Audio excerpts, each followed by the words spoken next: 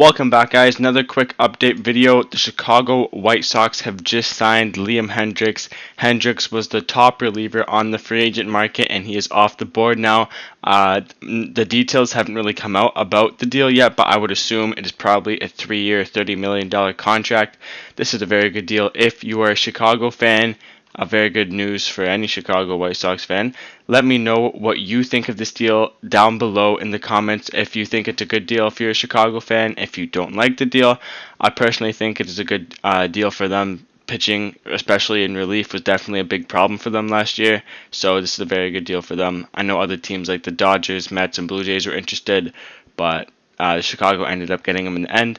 Thank you for watching. If you like fast baseball updates and breaking news, be sure to subscribe for that. See you guys in the next one.